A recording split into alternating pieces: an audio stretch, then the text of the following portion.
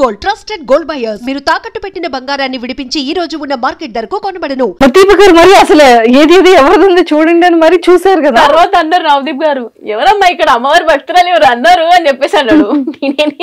చెప్పిన అందరు షాక్ అయిపోయారు. చెప్తున్నా కదా, దేవుడు మనకి లాస్ట్ బర్స్ట్ వచ్చింది చూసిరా, ఇమ్మీడియట్ గా బెస్ట్.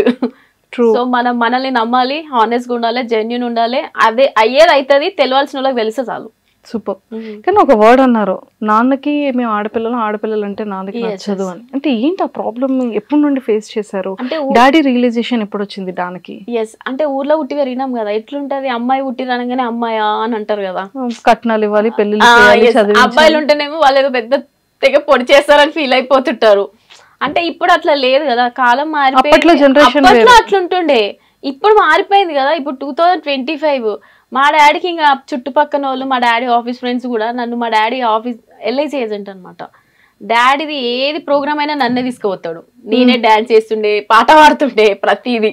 అయితే మీ పాప ఇంత యాక్టివ్ ఉంది కదా, ఎందుకు పంపించారు అని చెప్పి చాలా మంది క్వశ్చన్ రైజ్ అయింది. కానీ మా డాడీ ఆయన పట్టుకున్న కుంతేలికి 2 కాళ్ళు అంటే 2. సో చాలా మొండిగా ఆలోచిస్తారు డాడీ. తర్వాత ఈ స్టార్టెడ్ రియలైజింగ్, ఈమె ఏదో చేద్దాం అనుకుంటుంది, ఒక ట్రయల్ ఇద్దాం అని చెప్పేసి అని అన్నాడు. బట్ ఏం చేయలేదు, సపోర్ట్ జస్ట్ అన్నట్టు ఇట్లా పిన్ చేసి వదిలేసినాడు. తర్వాత నేను గట్టిగా ఉన్నా. అదే చెప్తున్నా కదా, మీరు ఒక డెసిషన్ మీద గట్టిగా ఉన్నారు అనుకోండి, అట్ ఎనీ కాస్ట్ వాళ్ళతోనే మనం లాస్ట్ ఒప్పించుకునేలా చేస్తాం. అది ఇక్కడే అయ్యింది. నేను వాట్సాప్ లో పంపించిన సంగతి కూడా మా డాడీకి తెలియదు, నేను ఆడిషన్ ఇచ్చిన సంగతి.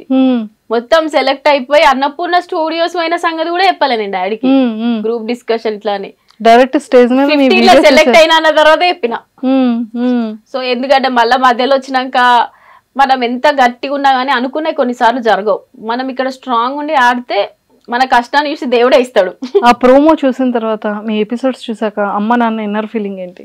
సూపర్ డూపర్ హ్యాపీ అబ్బా. తెలుసా, నేను జనరల్ గా మన ఇంట్లో ఏమైనా పూజలు, I mean festivals, Rakhi festival, దసరాకి మొక్కుతాం కదా డాడీ వాళ్ళది. నేను ఎప్పుడు కెరియర్ విషయంలో డాడీకి మొక్కలే. ఫస్ట్ టైం బిగ్ బాస్కి వస్తున్నా అనగానే మా డాడీ కాళ్ళు మొక్కిన ఫస్ట్ టైం. తర్వాత మా మమ్మీ రెగ్యులర్ గా మొక్కుతా, ఇప్పుడు వచ్చే ముందు కూడా మొక్కిన. అంటే ఒక సెంటిమెంట్ నాకు ఏందో అర్థం కాదు. లైక్ మా మమ్మీ బాత్రూమ్ ఉంది అనుకో, నేను బయటకు వెళ్ళాలి, మమ్మీ నీ కాళ్ళన్నా బయట పెట్టవే, నేను మొక్కిపోతా అని చెప్తా. సో అంత గట్టిగా నమ్ముతా నేను. అంటే మన మమ్మీ ఆశీర్వాదం మనతో పాజిటివ్గా ఉంటే ఎక్కడికైనా తీసుకెళ్తారు మనల్ని. ఫస్ట్ దేవుళ్ళు mother and father. Of course అదే. సో మీ 3 డాటర్స్ లో ఫస్ట్ మీరా, లాస్ట్ మీరు, థర్డ్ వన్ ఇన్ని రెస్పాన్సిబిలిటీస్ నెత్తి మీద మోస్తున్నారు, షోల్డర్ మీద.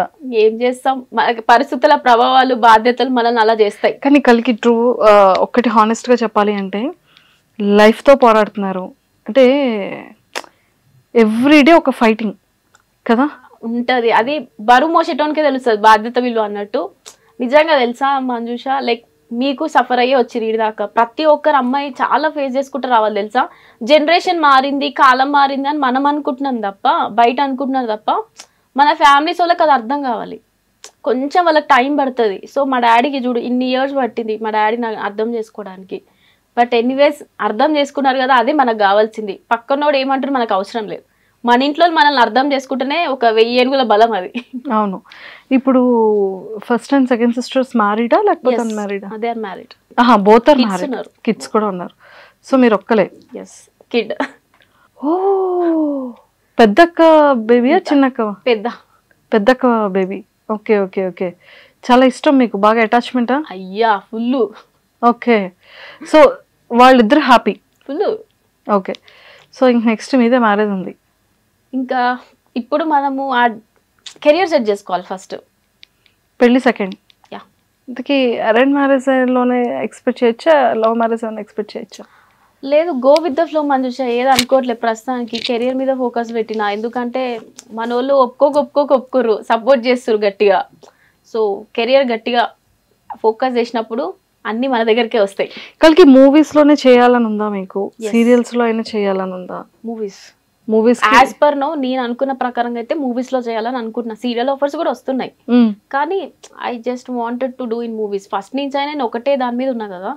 సో మూవీస్ మీద స్ట్రాంగ్ గా ఉన్నారు. సో ఫేవరెట్ యాక్టర్ ఎవరు హీరోస్ లో? పవన్ కళ్యాణ్, చరణ్ గారు. హీరోయిన్స్ లో బాగా ఇన్స్పిరేషన్ సమంత. సమంత గారు అంటే చాలా ఇష్టం. ఎందుకని? నేను లోన్లీగా ఫీల్ అయినా అనుకోండి, అనాథాశ్రమం వెళ్తా, అమ్మాయిలు ఉంటారు అక్కడ 25 మెంబర్స్ బిఎన్ రెడ్డిలో పోయేసి లైక్ వాళ్ళకి నేనే ఇంట్లో 500 గులాబ్ జామ్లు చేసుకొని తీసుకొని వెళ్తా, వంట చేస్తా అనమాట, వండి వాళ్ళకే పెట్టేసి వస్తా. తర్వాత నేను బిర్యానీ, చికెన్ బిర్యానీ కానీ వాళ్ళందరితో టైం స్పెండ్ చేస్తా, కబడ్డీ, ఖోఖో వాళ్ళందరితో ముచ్చట్లు పెట్టి వస్తా. సమంత చూడు, ఆమెకి మన వల్లనే అంత పొజిషన్కి వచ్చింది, బికాజ్ అవర్ సపోర్ట్ ఉండాలి కదా. అంత పొజిషన్కి రావాలి అంటే ఒకటి ఆర్ఫనేజ్ నడుపుతుంది, ఎక్కడ టైం ఉన్నా కానీ వాళ్ళకి టైం ఇస్తుంది, మంచిగా మాట్లాడుతుంది. ఇప్పుడు ఇక్కడ నుంచి పోయినా వాళ్ళకరిచ్చినాం అనుకో నమస్తే అంటుంది. లైక్ అదే చెప్తున్నా కదా, మనము ఎంత స్టేజ్కి వెళ్ళినా కానీ మనం ఏడు నుంచి వచ్చినాం అనేది మర్చిపోవద్దు, వాళ్ళ వల్లనే మనం ఈడ ఉంటాం. సో అది నాకు బాగా నచ్చుతుంది తనలో. ఎక్కడున్నా జెన్యున్గా మాట్లాడుతుంది అబ్బా, ఒక కళ్ళలో తెలిసిపోతుంది. నేను కూడా అట్లానే ఉంటా బేసిక్గా. సో అందుకనే చాలా ఎప్పుడైనా కలిసారా? ఎప్పుడైనా ఆపర్చునిటీ వచ్చిందా? లేదు, మా అన్నయ్య వాళ్ళు చూసిరంట కానీ, బట్ చూడాలి, కలవాలి. సమంత గారు ఒక ఆపర్చునిటీ, కలిసే ఆపర్చునిటీ ఓకే అన్నారు. టైం వచ్చేటప్పుడు కలుద్దామని చెప్పారు. నాకు కూడా ఉండే తెలుసా మంజుష, లైక్ ఏంటంటే నా దగ్గర ఫుల్ పైసలు ఉంటే ఒకటి పెట్టాలని ఉండే ఆర్ఫనేజ్. బయట పేరెంట్స్ని ఎట్లా రోడ్ల మీద వదిలేస్తారు, అసలు వాళ్ళకి ఇంత నన్ను ఉండదు అసలు. ముసలోళ్ళు అవుతున్న కొద్దీ మళ్ళీ వాళ్ళు చిన్న పిల్లలానే బిహేవ్ చేస్తుంటారు. మా తాతయ్య మాకు చాలా ఇష్టం, అంటే రీసెంట్గా 1 year బ్యాక్ చనిపోయినారు. మా తాతయ్యకి 3 పూటలు నేనే తినిపించేదాన్ని, నేనే స్నానం చేయించిన. మమ్మీ వాళ్ళ డాడీ వాళ్ళ డాడీ మొత్తం నేనే చూసుకునేదాన్ని. 3 పూటలు నేనే తినిపించేదాన్ని తాతయ్యని. అంటే చెప్తున్నా కదా, జాబ్ బాగానేసిన, ఇవే ట్రై చేస్తున్నా అన్న కదా, ఆ టైంలో ఇంట్లోనే ఉంటాం కదా, రోజు ఆడిషన్స్కి అయితే వెళ్ళలేము కదా. ఉన్న రోజులు అయితే తాతయ్య దగ్గర నుండి చూసుకున్నా నేనే. ఫిట్నెస్, స్కిన్ కేర్, పర్సనాలిటీ ఎలా చూసుకుంటున్నారు? నేను పార్లర్ పోయి ఏం చెప్పించుకోను, ఇంట్లోనే సున్నిపిండి, బియ్యం పిండి, శనగపిండి, ఇప్పుడైనా ఫ్రూట్ తింటే అది అంతే. ఎక్సర్సైజెస్, జిమ్ చేస్తా. Exercises, gym. ఇప్పుడు మా డాడీ ఊర్లో నుంచి బియ్యం బస్తా తెస్తుండ అనుకోండి, అది కింద ఉంటది కదా, మాది ఫస్ట్ ఫ్లోర్ లో ఇల్లు, నేనే మోసుకొని పోయి పైన పెడతా. ఎందుకంటే అమ్మాయిలు ఎక్కడ స్ట్రాంగ్ ఉండాలి అనేది, అమ్మాయిలు ఎక్కడైనా స్ట్రాంగ్ ఉండొచ్చు. మనం ఇక్కడ చెప్పినా ఇక్కడ ఏమనుకుంటే అది చేసేస్తాం, అది కింటలైన ఉండని చేసేస్తాం. కానీ ఇన్ ఇయర్స్ లైఫ్ లో ఇలాంటి డే మళ్ళీ రాకూడదు అనిపించే డే ఏంటి కలికి మీది?